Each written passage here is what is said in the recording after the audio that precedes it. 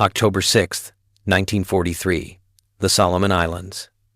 The sea was black, darker than ink, thicker than oil, a vast mirror of nothingness beneath a lid of storm clouds. Somewhere in that endless dark, a Japanese destroyer named Amanjiri thundered forward at 30 knots. Her engines shook the water. The crew smoked on deck, half awake, half bored, their laughter fading into the wind. Then, a blip on radar, 800 yards, port side, small, moving fast, too fast. Probably driftwood, someone said. But driftwood doesn't move like that. Before the lookout could raise his binoculars, 3 white streaks sliced across the black surface, arrowing toward the destroyer like fangs in the dark. Torpedoes. Searchlights flashed on. The gunners swung their barrels, but the target was already gone. In 90 seconds, the Pacific exploded. Fireballs lit the waves. Men shouted, metal screamed, engines died. And then silence. When the smoke cleared, the officers stared into the night, stunned. The enemy wasn't a submarine, not a cruiser, not even another destroyer. It was something impossible, an 80-foot wooden boat built not of armor, but of plywood, gasoline, and sheer American nerve. That night, the Imperial Japanese Navy learned a lesson they never forgot. Steel doesn't always rule the sea. Speed does. And what the world dismissed as a nuisance weapon, a mosquito fleet of wooden patrol torpedo boats, was about to rewrite the future of naval warfare. Because in the waters of the Pacific, the small would soon hunt the mighty. And the hunters were coming fast. The Pacific War was a battlefield unlike anything the U.S. Navy had faced before. Its waters were shallow, its islands scattered, and its coastlines jagged like broken glass.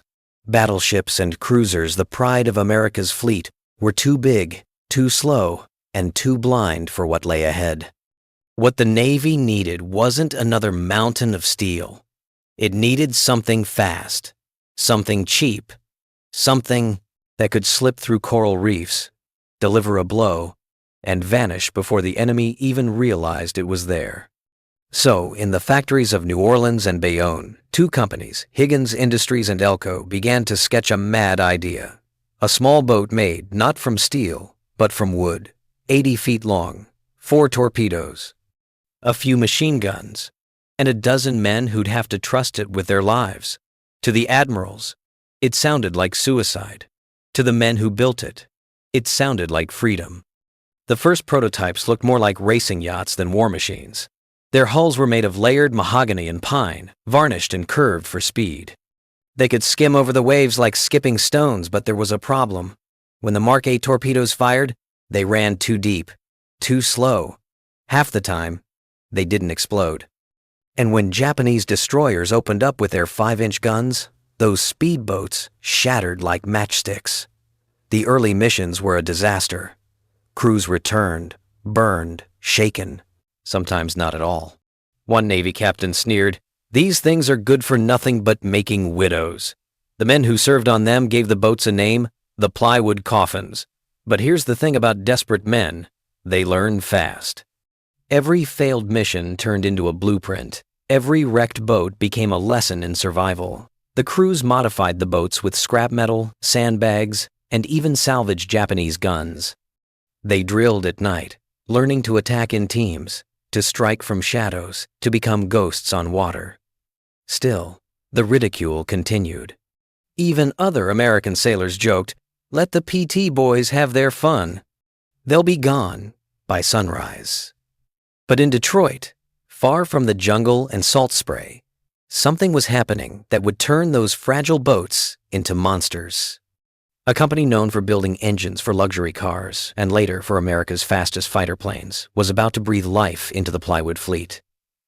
And when they did, the Pacific would never look the same again. In Detroit, the war didn't sound like gunfire.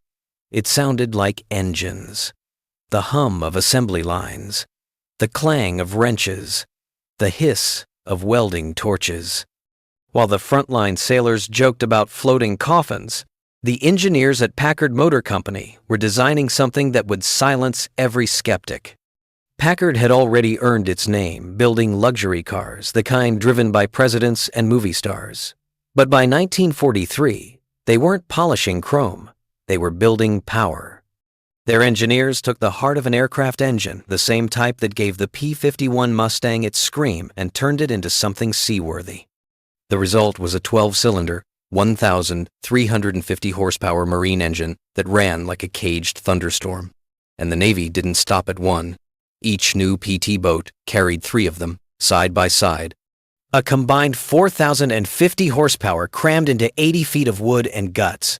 When all 3 roared together, the deck trembled, coffee spilled, teeth rattled, and the horizon blurred into streaks of foam and spray.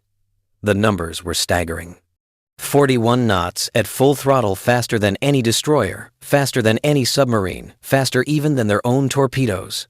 At that speed, a PT boat didn't cut through water, it skipped over it. The Packard engines turned what was once a fragile wooden experiment into a weapon of chaos. The sea, once dominated by massive, lumbering steel monsters, suddenly had something new, small, fast predators that could appear out of nowhere, strike, and vanish before a destroyer's guns could even traverse. But the power came with a cost. Those engines guzzled high-octane aviation fuel, and the fumes alone could turn a single spark into an inferno. Every man aboard knew it. One lucky tracer, one burst from an enemy gun, and the whole boat could go up like a floating bomb. But that danger only made them bolder. One sailor later said, "You didn't think about dying in a PT boat. You thought about going faster." The Navy now had speed, but speed alone wasn't enough. To win, these wooden predators had to learn how to hunt, and the lessons would be written in the dark waters of the Pacific. The Imperial Japanese Navy prided itself on precision, hierarchy, and tradition. Their admirals still dreamed of another Tsushima, the great battle where, in 1905, Japan's fleet annihilated the Russians in one decisive strike. That victory had shaped everything they believed about naval warfare.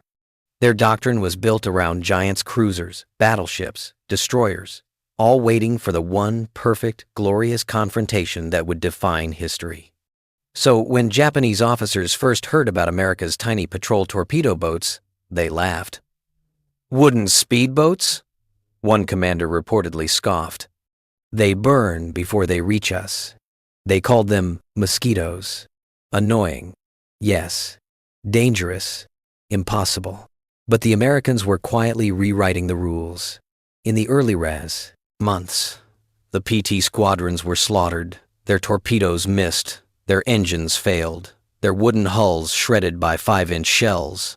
Yet the crews adapted faster than the enemy could comprehend. They learned to strike in packs. One PT boat would deliberately lure the enemy with gunfire, drawing attention, inviting chaos, while another crept through the shadows to fire torpedoes from an unexpected angle. They studied currents, moonlight, and radar echoes, like hunters learning the habits of their prey. Each failed mission became a manual for the next. Each wreck turned into a lesson in how to disappear faster, hit harder, and come home alive. By late 1942, the mosquitoes were no longer a joke. They were everywhere, haunting the straits, ambushing supply convoys, and hunting the mighty destroyers of the Tokyo Express. The Japanese Navy had built itself for a single, decisive battle. But the Americans had discovered something far deadlier, 1,000 tiny ones. Each attack was short, sharp, merciless, a wooden knife cutting through an empire built on pride. And soon, in the black waters of the Solomon Islands, these lessons would culminate in a single night when plywood would sink steel. The night the world realized that even giants can bleed. October 6th, 1943. Blackett Strait, Solomon Islands. They called this stretch of ocean iron Bottom Sound for a reason. Beneath those waves rested the carcasses of dozens of ships, American, Japanese, Australian, each swallowed by the same black water. And on this night, that graveyard was about to claim another. 4 American patrol torpedo boats, PT-59, PT-157, PT-162, and PT-170, idled in the darkness. Their engines whispered, barely above idle. The men waited, cigarettes glowing faintly under cupped hands. They could smell oil and sweat, the sharp sting of salt on their tongues. Radar screens flickered. Then, movement. Fast. Heavy. Multiple signatures. Japanese destroyers, the dreaded Tokyo, express rushing south with supplies for island garrisons. The PT commanders knew what that meant. 5-inch guns, hundreds of men, blinding searchlights. But instead of running, they accelerated. The plan was suicide, but it was also perfect. At 1,000 yards, PT-170 fired its torpedoes. Seconds later, PT-162 followed. The sea erupted in white flame. A wall of heat rolled across the strait. The Japanese destroyer Yuger, 2,900 tons of imperial steel lifted clear out of the water, split in half, and sank within minutes. For the first time in history, a wooden boat had destroyed a fully armed destroyer in open combat. The radios crackled with disbelief. One crewman yelled, "Did we actually hit it?" Another replied, "No, we sank it." Up on the bridge of a surviving Japanese destroyer, an officer stood frozen, watching the flames. The men around him whispered one word, "Mokuzo no Akuma," the wooden devils. The Imperial Navy had been humiliated. The next morning, Tokyo, command reviewed the reports. A destroyer gone, the attackers, unidentified small boats. But the truth spread like wildfire across the fleet. Destroyer captains now looked over their shoulders at every shadow, every ripple. The laughter that once greeted America's plywood flotilla was gone. That night wasn't just a victory, it was a warning. Because from that moment on, the sea belonged not to the biggest, but to the fastest. And the Tokyo Express, once the pride of Japan's logistics empire, was about to run on fear. In the months after that fiery night in Blackett Strait, something strange began to happen in the Pacific. Japanese destroyer captains, once proud, confident, even arrogant, started refusing to travel through certain straits after dark. Reports describe officers whispering about phantom boats, silent attackers that appeared and vanished before any warning. The Tokyo Express, Japan's nightly lifeline to its isolated island garrisons, was dying, not through Essen, grand battles, but through fear. Each convoy now moved slower. Some were delayed for days. Others were canceled altogether. The Imperial Navy, once the most disciplined in the world, had been forced into a new kind of war, a psychological one. The Americans had learned to use that fear. PT crews would leave floating debris and decoy flares in the water, tricking Japanese radar operators into believing an entire fleet was lying in wait. They'd attack from one direction, then circle and strike from another, vanishing before counterfire could even begin. It wasn't just about destruction, it was about disruption. Without the Tokyo Express, the Japanese island garrisons began to starve. Ammunition dwindled, food spoiled, medicine ran out.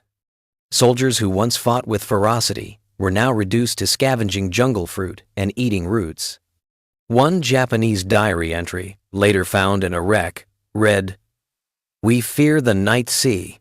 It has teeth now. For every PT boat sunk, America built 10 more. Each cost only a few $1,000s and carried a crew of 12.